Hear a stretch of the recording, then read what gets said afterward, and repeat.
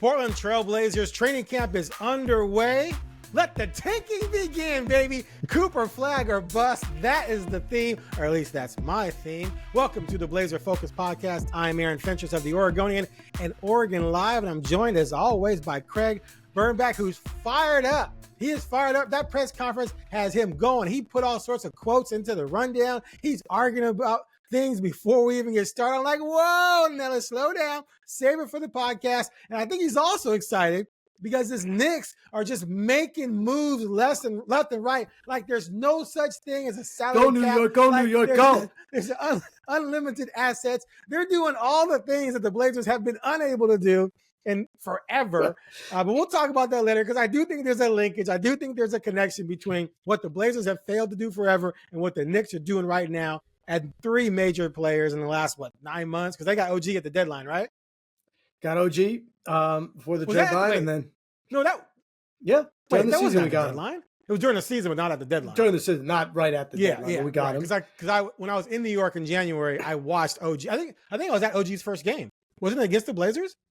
You're testing me on something. No, it was like a fourth or fifth game. Anyway, whatever. I digress. And then Bridges right after the season, and then now Cat. And now KAT. All right, we're going to talk about that later because I think it's important to get to that. Not because you're a Knicks fan, but because of the Blazers situation. All right, so Media Day was Monday. They had it in something called the Fountain Room at Memorial Coliseum. Thank God they had signs everywhere on how to get there from the Annex Garage because yours truly would have absolutely gotten lost. I don't know how many times around the NBA I'm texting Rasan or I'm texting usually Rasan. Before that, Taylor. I'm like, yo, man, how do I get to the locker room? Where am I? I'm on the complete opposite side of the arena. No clue where I'm going. And then you take Media Day from where it's usually in the Moda Center and you move it into the Memorial Coliseum into the belly of it. But anyway, I found it. They had a nice fruit spread, which was great. I was killing the fruit. I love fruit. You give me a fruit platter and I'm just over there just chowing going, so Cronin, what about the backcourt? But anyway, so that was interesting. But anyway, we got Cronin, we got Billups, we got 10 players, I think, pretty much everyone that's going to be in the rotation. So let's just start with this. Look, a new season, a new day, but pretty much the same old thing. They bring back most of the same roster. 13 players back. 13 players back. Like how often does that happen? Never. In the NBA. Like it's pretty unprecedented. I'm not going to put in the time to do the research to find out exactly how many times that has happened, but let's just say that we know it's not very likely. But one of the reasons you do that is because, well, one, you're not really trying to win, so you're not going to go out there and make a bunch of crazy moves to really elevate your team's play because you're trying to get Cooper Flag. Let's just call it what it is. I wrote about it in my first article. I'm like, let's just say what it is. They're trying to get Cooper Flag or someone like that in the draft. They have no intention of winning. If they do, it'd be a miracle. And we'd all go, oh my God, these guys are amazing, but that's not likely going to happen. But anyway, last year was a bust. It was a bust. Forget the record. Their goal was to develop and try and find a direction, but everyone got hurt. Like it was just, they had the second most injuries in the league. Everyone got hurt. They really didn't learn all that much last season about Shaedon Sharpe, about Scoot. Well, they learned a little bit about Scoot, but not as much as they wanted to, and about some of the other guys, especially Ayton, et cetera, et cetera. So this year you bring everyone back and they want clarity. They want clarity, to learn baby. Which direction to go in at each position. What are we going to do? Who are we going to keep? Who are we going to trade? Who's our future? Who's got to go, et cetera, et cetera. And so that's what they're hoping for this season, and they're hoping to do so while, and this is delicate, they want to be competitive. They want Billups to coach to win. They want the players to play to win because that's how you get a better idea of who they are as players, if they're at least trying to win or in a position to go for it. And then you let the chips fall where they may. You analytically, you're going to lose. You know the West is stacked. So the losses are going to be there, but hopefully you find some clarity at each position moving forward. That's what Cronin said. That's pretty much what Billups said. Craig, what say you? Sports should not be this complicated. You should try. Right. I mean, Herm Edwards said it. You play to win the game. But when I say that, obviously, but it shouldn't. In year 3 of after 3 lottery picks, it shouldn't be this complicated. I mean, you should be after 3 straight lottery picks. and trading your best player for parts that were supposed to make you competitive, at least some part, you shouldn't be tanking again. And you shouldn't also have a coach in his final year. You shouldn't have 30-year-old forwards and like too many. I mean, I disagree. Let me just stop you there and I'll let you continue. Too difficult to hear someone say, we want you to lose, but we want you to win, and we want you to kind of win. No, we want you to try to win. No, we want you to be. Look, they lost two in history. They've lost 3 games by 60 or more. They lost 2 by 60 or more within 2 months last season. That was not good. 3 or 4 other games by 35 or more, and then they had 7 additional losses by 20 or more. It was a mess, and part of that were the injuries. So there's a way to go out and compete and try to win, even though you know you're up against it, so that if you see the guys performing and playing 60, 70 games, then you can get an idea of who's what, where, how. Whereas last year, you couldn't figure that out because you wanted to play fast, but you couldn't. Ant got hurt, Shaden got hurt, Scoot wasn't ready, but you couldn't. I looked it up. Their pace was second to last. And on top of that, as you've said, Aaron, almost half those injuries, they sat the guys. Well, no. Hold on. No, the last couple of months, yes, but not early. Not Shaden. Not early. Not Simons. Okay, not. And then Ayton was adjusting to things, and not Simons early, and not Robert Williams right away. The last 2 months, yes, that was blatant tanking. But you got nothing out of what you wanted to see the first 4 months or first 3 months as well. So I hear what they're saying about this year is that they need a clean year where they can really get a grip and a grasp on what they have. Now, what I want to stop you on, and what I hear a lot of people say is they're talking about this is year 3 of the rebuild or year 4 because they're counting the tank job at the end of 2 years ago when they got Shaden. But that was the product of, when they got Shaden. That was the product of Dame's core injury, surgery, CJ's lung collapsing, and then them just blowing it up. That was not officially a part of the quote-unquote rebuild because they brought back Dame later. They went and got Grant, and they pseudo tried to win that season, and then they fell into Scoot. So once they fell into Scoot and then moved off of Dame, that's when the rebuild starts. So that means this is actually year 2. This is year 2, but you got a bonus with Sharp. But you have a bonus piece with Sharp, and Sharp didn't even play in Kentucky, barely played as a rookie, and played only 30-something games last year. So you can't really fault them for not knowing more of what they have in Sharp, although I think he's the most talented guy on the roster, by the way. But this is really, truly year 2 of the official rebuild and tank mode post-Dame. Be fair. That's their plan. What you're not including is what you spend a lot of time doing, which is criticizing what they did in that time to get us here. I know, but I can be fair. I can say I don't agree with this, but I'm not going to say it's for three years in a rebuild and they should know where they are by now. And I didn't say the rebuild. I just said 3 years of getting a lottery pick of 3 top 10 teams, and here you are. It's not good, and it's not just bad luck, and it's not just injuries. It's fall. I can't. Okay, the trade itself got you these pieces. The Dame trade? Yes, the pieces you got were not great. I mean, and that's why. Actually, I'm gonna add that to the rundown. I don't know if you saw my story the other day, but yes, I did. And you proved it. You did a good job. Well, but the part about the future picks is interesting. Well, let's talk about that. That Sam Quinn from CBS wrote about. 2029. We'll talk about that later. We'll talk about that later.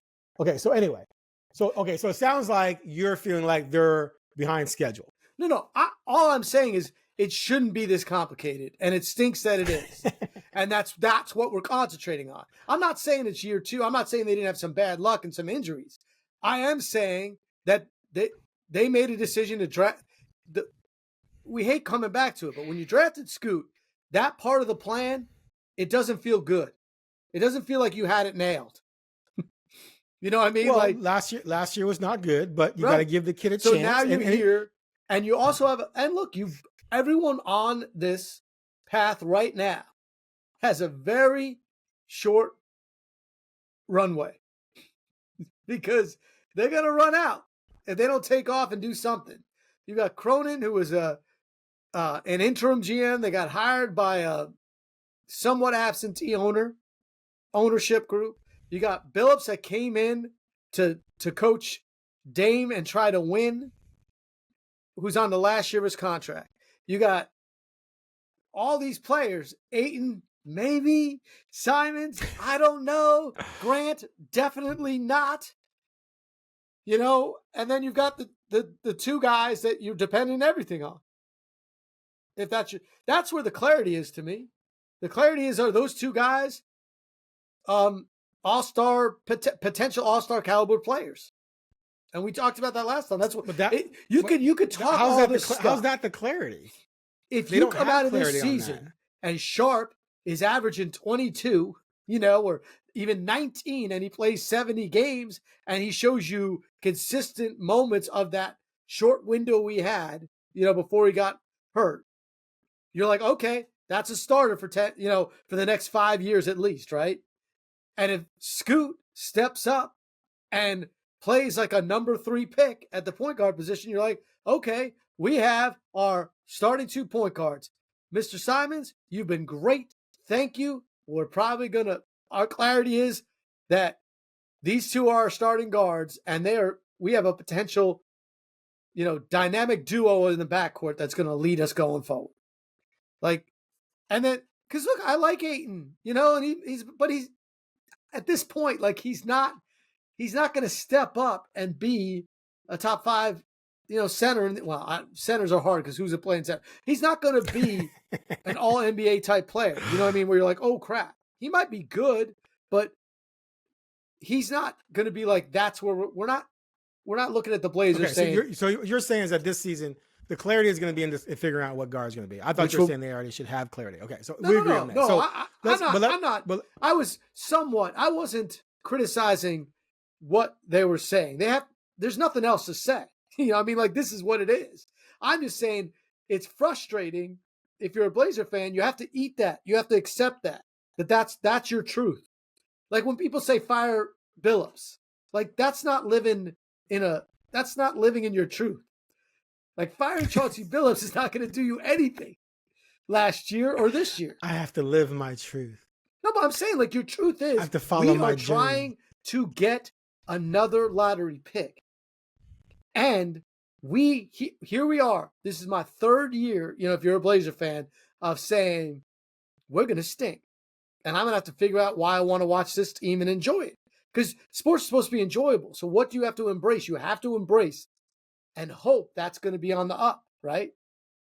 And realize so much other of it. Enjoy the magic moments of, maybe Denny goes off for 40, and you have a little week. But what happens when you go 5-1?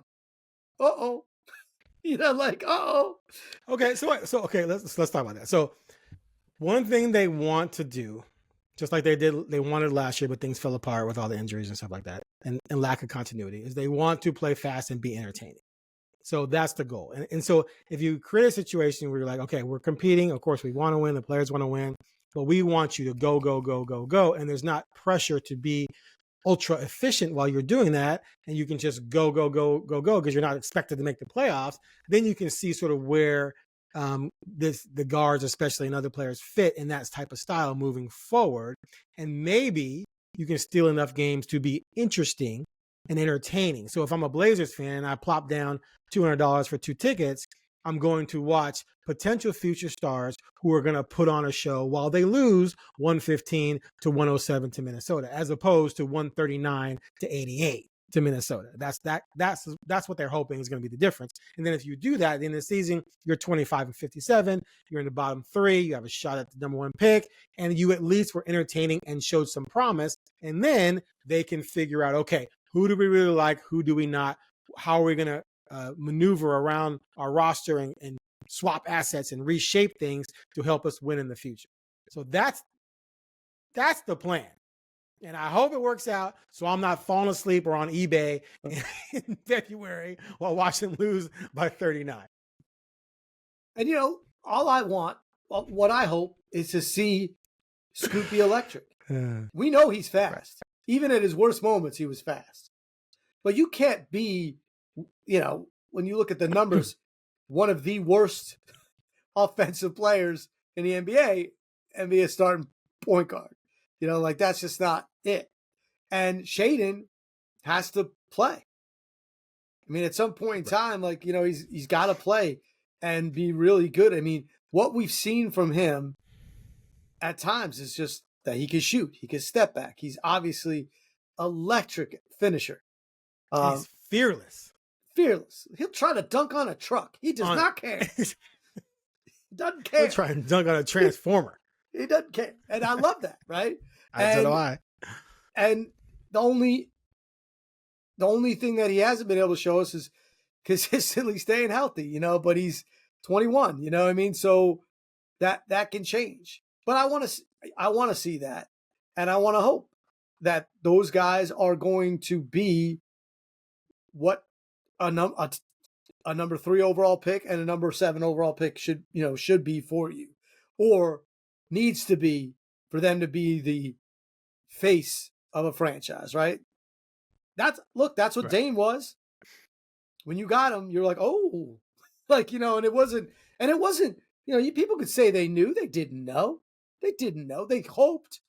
But Weber State is not a place where you're like, oh, and Damian Lillard wasn't a guy that for 3 years people were like, oh, when he make, you know what I mean? Like, it was a very fast track to say, but it was pretty instant. Like, oh, he's something. When Brandon Roy got here, it was something. LaMarcus took a second, but not much more, So, and then there's been other guys you're like, oh, no. Like, that's not it. That's not going to happen. And, Jared Bayless, you're like, oh, no, that's a lottery pick, but that's not going to change the direction of our franchise. You take guys in the top 10, change the direction of the franchise. That's the hope. So what's your prediction in terms of who's going to come out of training camp as the starting backcourt? The starting backcourt? Because none of this is going to, what you're asking me is something I don't understand, because I don't know what's in their heads. I know who's the better. I know it's very obvious that Simons and Sharp are the best players to start at the backcourt. I mean, I don't even know. There's no other discussion. Sharp can't play the one. The only argument against that would be that Scoot is probably better at a lot of the point guard things. Than Simons? Not yet. Some of the ball distribution things, the penetrating part of it, and then finding other guys part of it. But his offense is, in terms of scoring, is so far behind Ant that, to me, if Sharp is ready to play the 2, you go with Ant. If Sharp is not better at the 2, clearly better at the 2 than Scoot is at the point guard things, then maybe you're better off going with Scoot Ant for now. And again, the minutes could be equal, right? It doesn't have to be, where the 2 starters are getting 38 and Shaedon's getting leftovers. So, it's going to be interesting to see if Scoot has improved enough. So, okay, like if they say, we got Grant, Ayton, Denny out there, Sharp sometimes, Ant sometimes. Can Scoot do a better job of keeping everyone involved than Ant can, as opposed to Ant averaging 26, 27 and not keeping everyone involved? You put Ant at the 2, so he's still getting his points, but Scoot's distributing better, and then you bring in Sharp off the bench. I mean, that could be the argument. And that's part of what happened last year, I was told, is that Scoot was better at the point guard stuff than Ant, and so you put them out there together because Shaedon hadn't elevated to the point where you had to start him.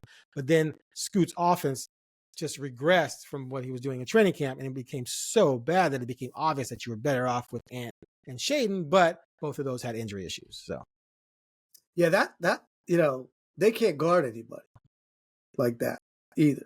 That's the other problem.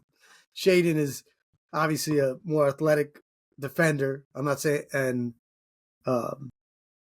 again, what do you care about? What are you looking for? Scoot's a point guard. What do I care about? So I almost feel like you put him out there with Simons, you're also hurting him. You say something. Because Simons needs the ball. Right. You know what I mean? But again, they're not trying to win, so I think they only care about putting, I don't think it's going to matter. Let's put it that way. I think the minutes are going to be almost equal. It's just optics, right? So I think optically, I think you're better off because Scoot was your number 3 pick going Scoot and Ant, just like you did last year. Because I think Shaden, given the fact that he only played 30-something games last year and wasn't very good after the core muscles started acting up, that I don't think he'll necessarily complain or make waves. And you bring him off the bench and he still gets 30 minutes, right? And so I don't know if it's going to matter. But I think they're going to go Scoot Ant. And that's, that's what they did last year. And you would hope that Scoot's better. So why would they change? My only thought is, what did you see last year? And did you learn anything from it that would say maybe Scoot shouldn't be out there with another ball-heavy guard? Yeah, I mean, that's a legitimate point, I just don't think it's good for – I mean, again, what you're saying, like, what does it matter? And also, what do you want to do with Simons? Like, where are you? They could say – so the one thing that we have to remember is that, and of course we do, and it's not just what we're seeing on the court in games when people talk about future of players and franchises. Like I said, like we've talked about this. I remember when they drafted Simons, none of us saw him because, like he didn't play at all. He was like, he was 17, 18 years old, but you'd sit after practice and Dame and CJ both were like, oh, that kid's going to be something. That kid can ball. Right. And we're like, really? Like, we don't know. I mean, because we don't see the run.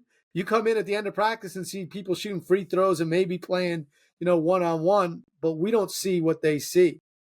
And we don't see what they're doing in the weight room and what they're doing in individual drills.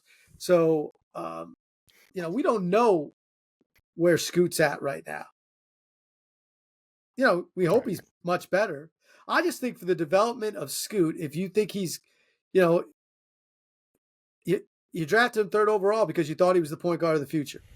So play him at point guard. You want to put Simons in there? Okay. Again, this is not where you're making or breaking championship decisions here, right? Whatever. Right. Play him that way. What you said, fine, do it. Yeah. Okay. You know what I mean? Like, what is it? Yeah, because you said, like you said, there's enough minutes for the 3 of them to play around. Now the question's going to be, can they play together? Can Simons and Scoot play together? I asked Simons about, the fact that at the end of last season, he talked about wanting to win, yet he's back here. He said all the right things. And he says, hey, they gave me a good contract. They believe in me. I believe they believe in me, et cetera, et cetera. It's just a matter of sort of figuring things out in terms of who's going to be the best fit and who's going to end up being moved. I still think it's going to be Simons eventually, but, we'll see. Let's talk about the big men. All right. So you and I had a little chat before we started about dominating, who was the life of the party. He came in, was very humorous as usual, did use the word dominating. I asked him if he was set to pick, if he felt more comfortable, obviously I knew he was, but he's much more comfortable entering this season than he did last season since he was traded like a few days before camp. He used the word dominating again, which was funny the way he used it. And now, though, he's in a situation where Robert Williams is back. He says he's close to being a full go. Cronin said he'll probably be held back a little bit as we get started here, but he's been doing 5-on-5 action for the last few weeks, so he's definitely progressing. But you're going to have him, and then you're going to have Klingon, whom you spent the 7th pick on. And so, yeah, I believe Ayton will begin the season as a starter. But if Ayton plays and has the slow stretches like he did earlier last season, he's going to lose a lot of his minutes to Klingon and to Robert Williams. And I asked him today, actually, I said, have you thought a lot about what you're going to do with the minutes there? And he says, yeah, I've been thinking about it extensively, but he says, I'm going to leave it up to them and their play. Like their play is going to earn their minutes.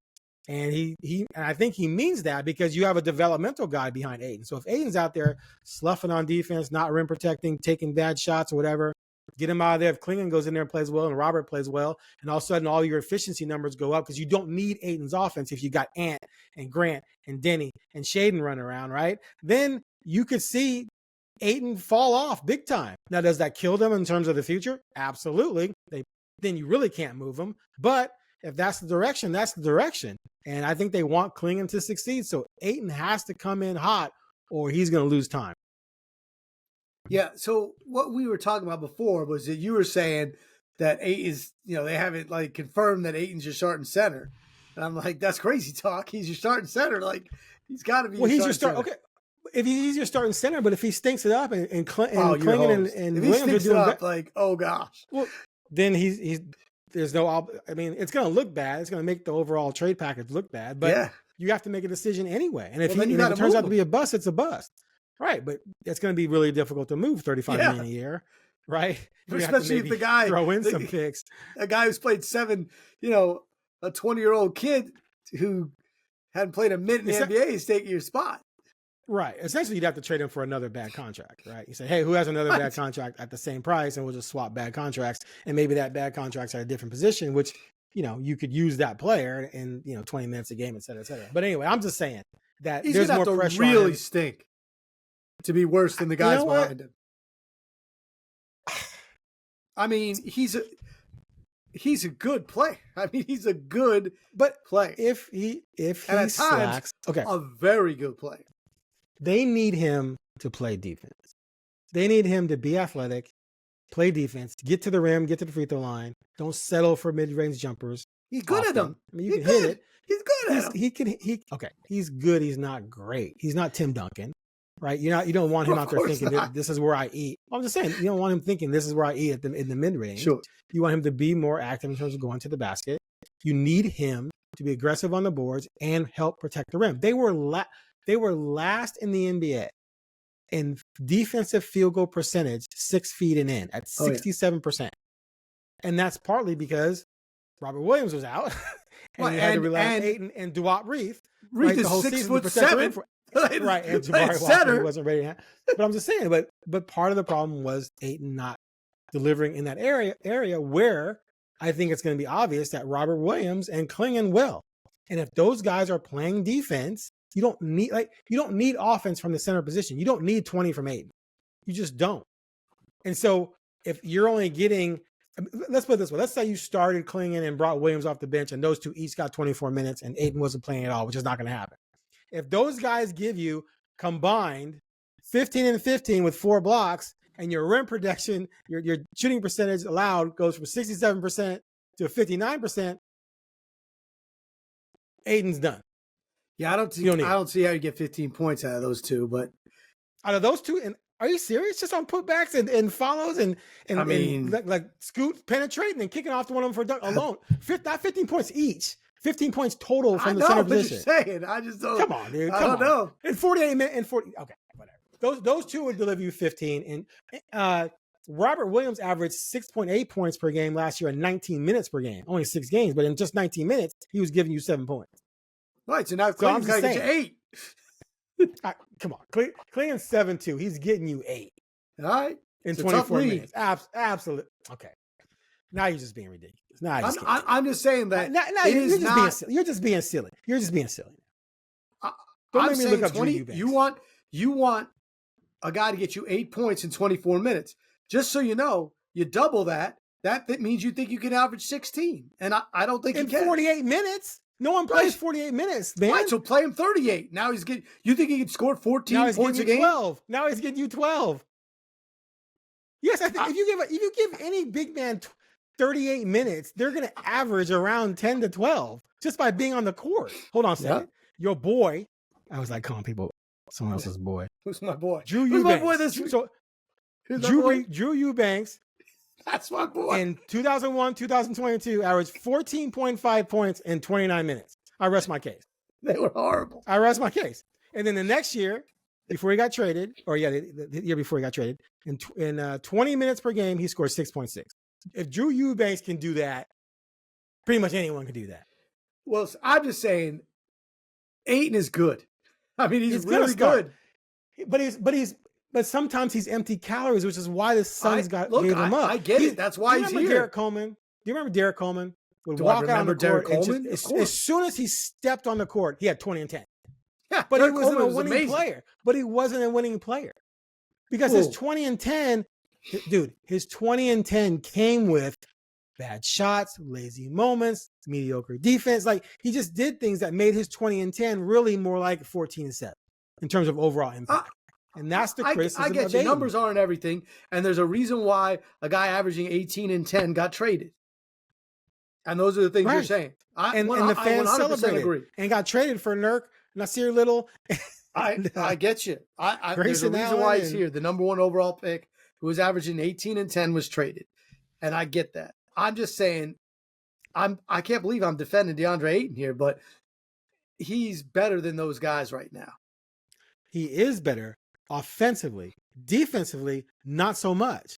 And so unless he brings it, and that's the problem. He spends too much time worrying about offense and not defense. They need him to worry about playing defense.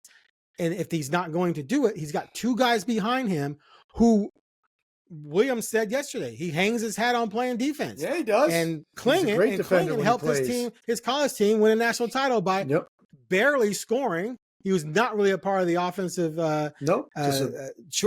options, really. But he still got you 14 points and whatever, double figure rebounds and block shots. And you saw him in the summer league. That dude went after rebounds like, I love him. Like each one meant something.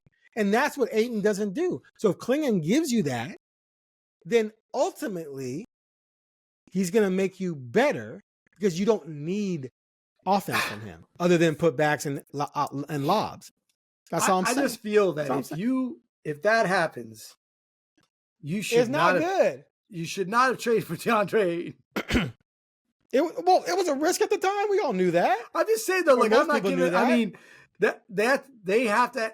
They can't. They hung their hat on Ayton. You wrote it a million times that if Ayton's a bust, this trade is a bust. And Ayton, to me, he's not a bust yet. I mean, like you said, last year he didn't get a chance to play, with a healthy team, and he had some nice games. Like he had some nice runs. So the last month of the season, he was really good. But again, once he got a bed, he was feeling better.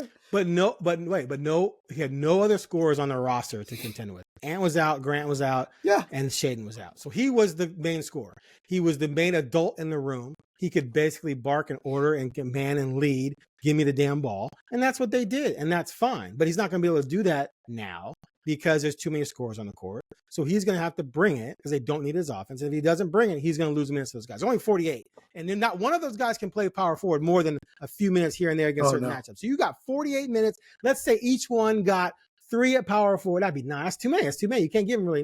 You can't give him 9. That's just too many. So even if we got a 5 sliced up between them, you're looking at 20 minutes, less than 20 minutes each would be the average. So you could easily be in a situation where if Billups gets mad, do you remember when Billups yanked him in the game last year? Yeah, no, I get that Billups. But when he did it, he was turning to Reith or Jabari. Now he's turning to Clingan and Robert Williams. And if those guys are out there bringing it on offensive defense, they're going to stay out there. And all of a sudden that 48 minutes shrinks and you don't have very many left for DeAndre. That's what I'm saying. So you better come ready to play. That would be bad. And it would be very bad. And you made a huge mistake with that trade. If that happens, because when you look at this team, it's not close. He's the second best player on the team. Who? Ayton. No, Jeremy Grant's better. Oh yeah.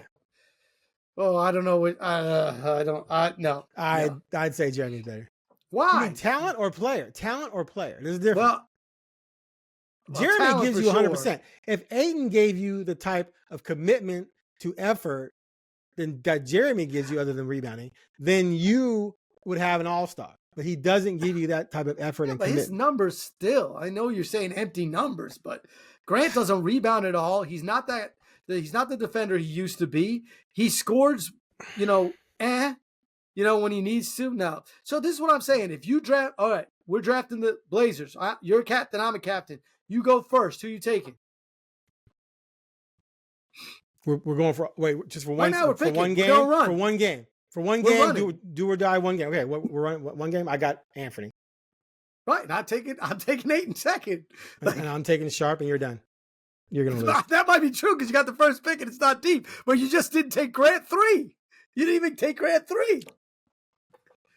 Well, I'm taking Sharp because my backcourt's gonna run you ragged. I'm just saying. But I got Scoot. I'm good. But saying, like, You taking Scoot next? I'm taking Grant. Now it's really over. Now it's just a blowout. Now it's like, why are you even here? Because then you're going to take Denny, and I'm going to take Klingon. No, I'm going to take Robert. Rim protect. Excuse me. Sorry. I'm just saying he's the second best player on the team. Whatever. You're crazy. I'm not crazy. Right. I don't think that's a great question. Anyways, here's the thing. They wouldn't have traded Damian Lillard for Jeremy Grant. Like in that package. If Grant was the best player they could get out of Phoenix at the time. You think if they would have said, if Phoenix had, and they could go, you could have Grant or Ayton, they would have gone Grant? Who, Portland? No, I think Portland would have taken it.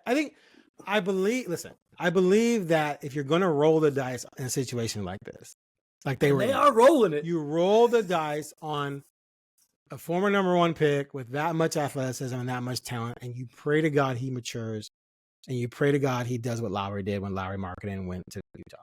That's what you're praying for. You're just hoping that it clicks, and all of a sudden you're like, whoa, look at this dude. Because he has that type of ability, but he's never displayed it. So we're going to see. We're going to find out. And what I'm saying is if he doesn't display it this year, his minutes are going to dwindle. That's all I'm saying. He averaged. All right, so we're in a weird place because there's no doubt when I'm saying he's the second best player, I'm talking about some upside. Okay, he averaged 32 minutes last, 32.4. I could see that easily falling to 22, 23 if he doesn't bring it. Oh, boy. Oh, easily. Because they're going to want to develop Klingon. And Chauncey nothing drives Chauncey nuts more than just giving away free baskets. No doubt. Right? He's not going to the Hall of Fame because of his offense. Only his offense. Right. And if someone, but he also played in an area where he wasn't allowed to shoot as much. He actually shot pretty well. He could have averaged more points per game. That's another story. Fine, but I'm just saying there was a defensive-minded team, right? Pistons team that was not trying to score 120. Right. And he played on the Pistons-minded team that won a championship with a guy who, in the middle, who played elite defense and was awful on offense. So he knows, he saw it up close. Right, exactly. And so can Klingon and so can Williams. So what I'm saying is that if Aiden's out there doing things that are hurting the team and setting a bad example and just bringing them down, he is going to diminish his minutes. And when he does so, and he puts those other two dudes in, those two dudes never, ever in their life have had their effort questioned. And that is what's going to hurt Aiden if he doesn't bring dominating to the court every single night. All right, let's move on. We can go on all day for that. I'm going to be right anyway, so I'll talk trash later. All right. The forward position. Grant and Denny will be just fine. Not spectacular. There's no depth. All right, moving on. Yeah, anything to add to that? But I mean, that's what it is. I'm excited for Denny for many reasons, right? Some personal reasons. I want him to be great. But I what I saw from him was a guy that got better when people kind of gave up on him. You know what I mean? Like, he was a lottery pick. People are like, oh, he's not going to be that great. Yeah, it was a bad team. He scored points. You talk about a guy that people don't question his effort. No one questions his effort. So I'm excited to see a hungry guy play who is still trying to prove that he can live up to a lottery, pick. And people that have questioned him, and now a team gave up on him.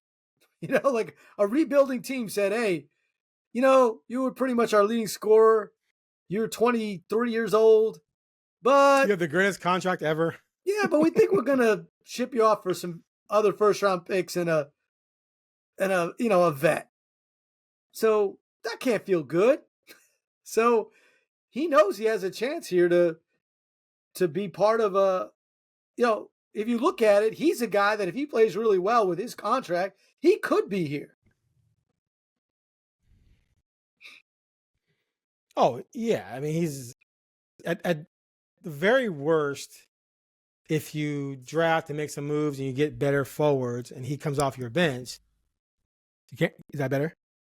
No, but did I? Oh, I thought I disconnected. It was me. I saw something spin. Oh, okay. We're all good. All right.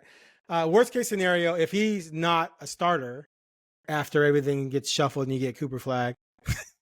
There it is. That easy. I'm just going to speak it into existence. You get Cooper Flag. So what do you have then? Okay, you have a guy coming off your bench who plays defense, rebounds, can play some point forward, right? Can shoot it from the corner, not necessarily great from the perimeter or from the arc, but that could get better. And he's coming off the bench at $12, $13 million, $14 million a year. You're loving that, right? I mean, you just are. Right. And he's 24, he's at least 25. He's a fourth or fifth option maybe on a good team. Or he comes off the bench and he's not making a lot of money. So, look, I've been told that Joe Cronin loves that contract.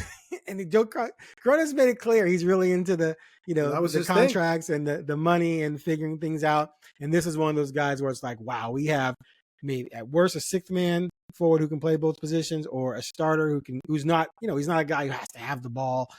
He can do all the dirty work and give you production. So yeah, it's a nice get. I don't think he's the type of guy, obviously doesn't put you over the top in any way, shape, or form. He's probably never going to be an all-star. He's never going to be a star, but he's a very productive player and he comes relatively cheap. Grant's 30. Grant said, I asked him, or someone asked him about his situation, and he said that Cronin has been transparent. Yeah, I didn't ask that question. Someone else did. I can't remember who though. Yeah, but I followed up and I said, can you say what that meant? He's been positive or something. I said, can you say what that means? And that's right. He said they're on the same page. Can you tell me what page it was? And he wouldn't get into it, which I didn't expect he would.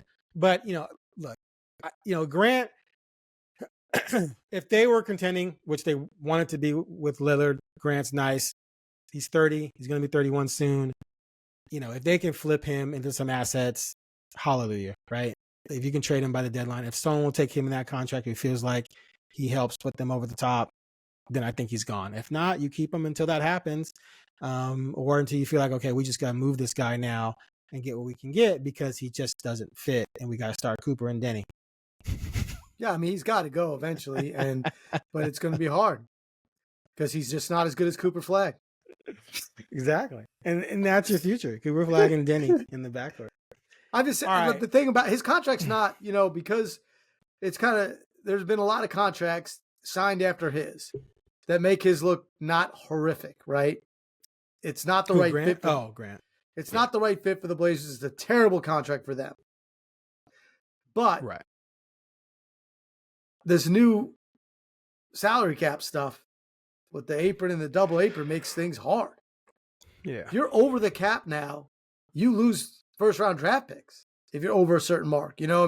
So people will figure it out. My question is, does anyone still think he could put you over the top and win the championship? Is there a team out there that wants that? And we don't know that yet because we have no idea who's going to be there. The Lakers,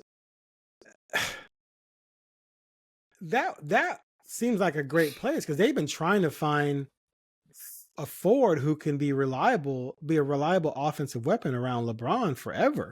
And he's a reliable offensive weapon. If LeBron and AD are drawing defensive attention, Grant can make you pay. And to me, that's a perfect. Anything to ship out that hits that contract. Well, it's got to be picks. They got a couple picks. But they don't have the room to stick $35 million. You take salary back. Well, I'm just saying they don't have it. When you look at their roster, they're players that play make a crap ton of money. They're players that don't play, don't make a lot of money, and they're not very good. All right, I don't know.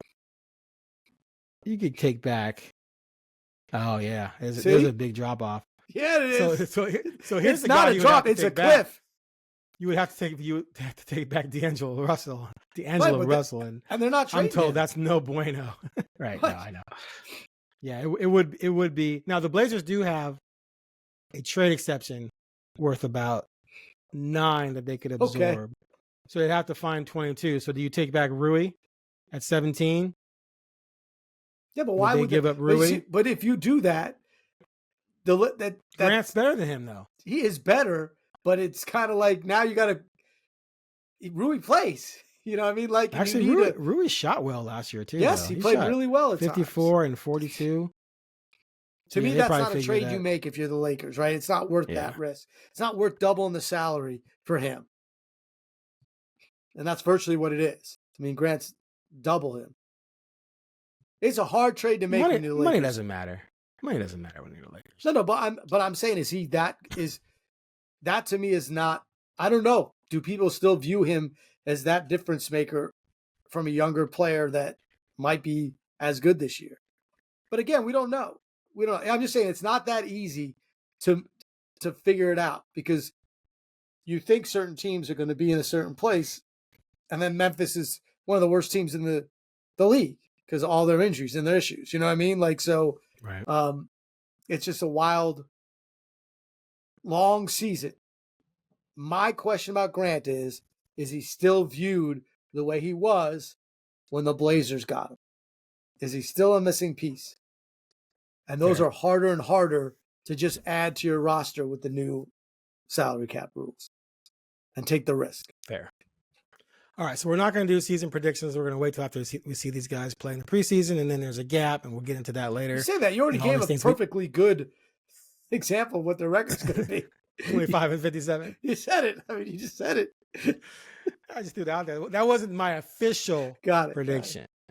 All right, so let's move on to the Knicks and their moves. So this is not apples to apples, of course. And I'm not going to get into or even try to get into the minutia of each deal and what could have happened where, when, where, blah, blah. But the bottom line is the Blazers were committed to building around Damian Lillard.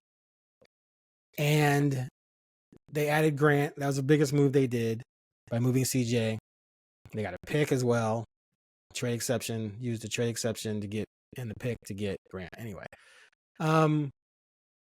Meanwhile, the Knicks go out and get Jalen Brunson from Dallas, which a lot of people question overpaying him. Why are you getting him? He can't be a number one. They signed. I have a thing with I have a thing with what's that? They signed him. They signed him as a free agent? He was a complete free agent? It might have been a sign and trade in the end, but he was a free agent. Anyway. And everyone knew he was coming to the Knicks. Won a trade. So now I've, look, small guards rarely are the number one player on the championship team. Isaiah Thomas did it. Curry did it. That's been it in the last 50, 60, 70 years, whatever. So I have reservations about that. But if you surround that guy with a bunch of long, rangy dudes who can score, and two of them are pretty damn good defenders, then you got a pretty good chance of making it happen because that number one guy is so dynamic as a closer. So the Knicks go out and they get OG from Toronto, who was linked to the Blazers for the number 7 pick. That ended up being Shaden, but Toronto wanted much more than just that pick. They were linked in some ways to the number 3 pick that the Blazers used for Scoot. Never happened, obviously. Bridges at the time wasn't really available. It would have been really difficult to go get him because the Nets felt like they got a steal in getting him and all those picks for Grant, which they did, but the Nets thing fell apart because Ben Simmons fell apart mainly, and James Harden.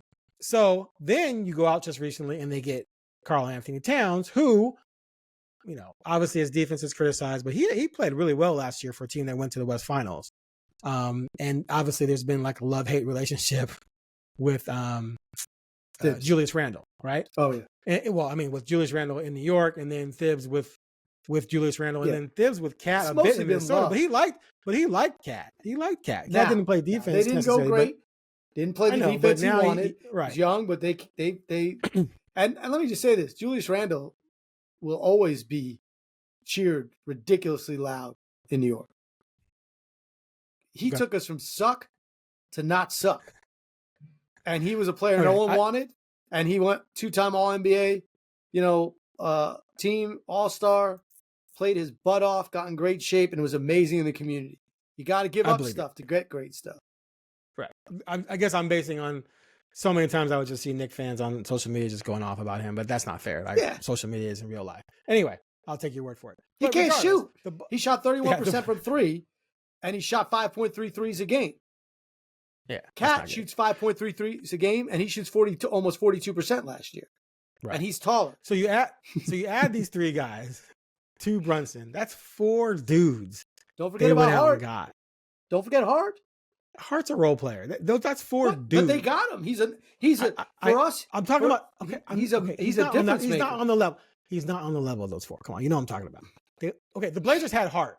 I know. Okay? The Blazers had Hart, but the Blazers weren't getting Cat. The Blazers weren't getting Bridges. The Blazers weren't getting a guy on Brunson's level, and the Blazers weren't getting OJ. That's my point. So the Knicks went out and pulled this off during the exact same window when the Blazers were trying to build around Dame. Again, it's not apples to apples, but my God, that's what Damian was talking about. Yes. It's like, when are we going to go all in and just go get dudes and not worry about the cap, not worry about aprons, not worry about first round picks down the line or that garbage. When are we going to go out there and bring me some dudes? And yeah, someone has 1 year left on their deal and might not sign. Bring him to me and let me talk to him and let me see if I can get him to stay because I'm Damian Lillard. I'll be the greatest teammate he's ever played with. Oh, and let's not forget, Indiana went out and got Siakam, right? And then went to the East Finals, and Siakam was linked to the Blazers in some way. So that's 4 dudes, not counting Brunson, because Brunson was a free agent signing, blah, blah, blah. But that's 4 dudes that the Blazers maybe could have been in on, although I was told they weren't very high on cap, but regardless, that went to other teams to help those teams win, and you couldn't get anyone. And then, of course, I'm not saying the Blazers should have gotten Kyrie, but Dallas went out and got Kyrie, which has worked better than I thought. So teams are out there making moves and doing things, and the Blazers did nothing to help Damian. And one team, the Knicks, got 3 dudes in, 3 to help Brunson. It's incredible to me. And the one thing somebody's going to say, well, they're New York. Let's not forget that New York was toxic. And everyone said no one would go to New York. Leon Rose has done an amazing job because the owner is still toxic. And he figured out how to do it. Now they hit him. Now they did. They won I don't want to say the lottery because there's a lottery. But Brunson, that's a jackpot move that they paid a guy. And also, Brunson took less money in the big contract, which Damian less Lillard money did not. Than what? Yeah, he took less. He left them move to keep them under that second apron, and that's allowed them to make these moves. And they got a crap ton of picks. They just kept stockpiling the picks, which, as you said, the Blazers kind of did that with the trade. So maybe they can eventually. But the history says that that they didn't do it. Neil didn't do it. And then Joe Cronin said we're gonna put all our chips in, and then they didn't.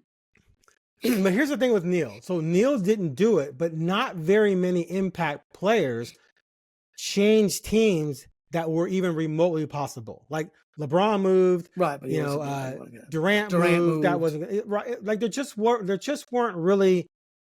And I always ask people, who should they have gotten? And people can never really give me anyone because if you go look, Paul George moved the free agent list like 7 times. Right, but he didn't want to come to Portland, is my point. Like, so these guys were not going to come to Portland. So there were talks made for all those guys. Now, Jason weren't going to New York either. That they all turned down New York too, though. Okay, I'm just saying it was a little different era, is what I'm saying.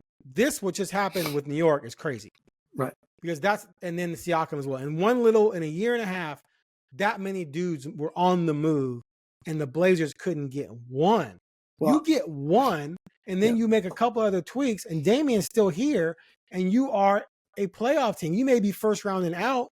You may be second round and out. But at least you have 3 years of fun back in the Moda Center, and playoff basketball back in the Moda Center. And then when Dame's done, then you go get the transcendent generational guy after you tank. Because there's always going to be another Scoot. There's always going to be another Shaden. So, again, I'm not blaming the Blazers for not making those moves necessarily, because I can't sit here and say they could have done. But I'm just saying that in the same window where you allegedly were going to build around Dame, although Dame did leave ultimately or demand out, a bunch of guys were moving around the league, and 3 specifically went to New York, and it's just crazy. And let's just you can't ignore the fact that Milwaukee went and got Dame. You know what I mean? Like, that's another thing. No, I'm saying Milwaukee was like, we won a title, but we think we need more. So they gave up a guy who won a title in Dallas. It didn't work last year. We'll see what happens this year. But they watched their point guard go win a title, be a huge missing piece for Boston and win a championship. But they went for it. And that's what that's what Dame wanted. He said it over and over again. Just show me something. And they thought Grant, and he was like, that's nice. That's nice. That was a good start. That was a great start. It's a nice piece. It was a great start. Yeah, like, thank you for the sweet potatoes. This is gonna make the meal great, but I need a main meal here. Like, give me some turkey, give me some ham, give me something. A little, and they never did. So they never did. You're right. And here's the thing. Every time, like, even as a Knicks fan, I was shocked because I thought, how can we go get another guy without giving up, because because Randall's a free agent after this year. Cat signed. So I'm like, all this stuff, you're like, oh, but they figured it out.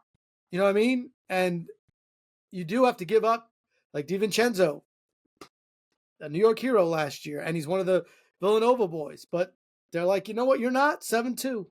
So we'll get the 7-footer and we'll bring him in here. And that's what Dame wanted. He wanted them to try. And he felt like no one tried. And LaMarcus walked. You know, which is that's also a killer, man. I know, you can't ignore it. I hated to do it, but that's the truth. You got nothing for But did you see where Damian was quoted as saying that he thinks they would have won a championship had LaMarcus stayed, right? And I was asked, are you going to post something on this? I'm like, no, I don't really want to post on it because I've heard that before. You know, that's been talked about. That's been said. I don't think I literally did not want to post about it because I'm like, who cares? Like it's long ago. It's been 10 years. It's he been 10 years. Twice already. Also, it's BS. I'm not saying Damian's like full of it necessarily, but you would have still had to deal with the Warriors, right? The Warriors still had Durant. They hadn't gotten Durant yet. The Warriors were going to add Durant. You weren't beating that team. You just weren't. I agree, but if you're Dame, I understand it because he feels like that's what he needed and they were at the right time. And if they could have added Grant and had LaMarcus, they would have, in his belief. Grant came after LaMarcus was way past his prime. I'm just throwing some, right. No, I'm just saying, like, if they would have maybe brought in another forward, a 3 or something, like, he believed in himself so much that he wanted a 1-2 punch. And remember, CJ would have still been there. So they might have had it. I agree. And he believed in that. Okay. I'm okay. I'm just saying. And he was close. He went to a Western Conference Finals. It was still, right. Okay. Yes, they did. They got a little lucky. The Clippers basically had no players alive. But okay, so they would have had to have dealt with the Warriors. That's first. And then LaMarcus started declining. He did in 1920.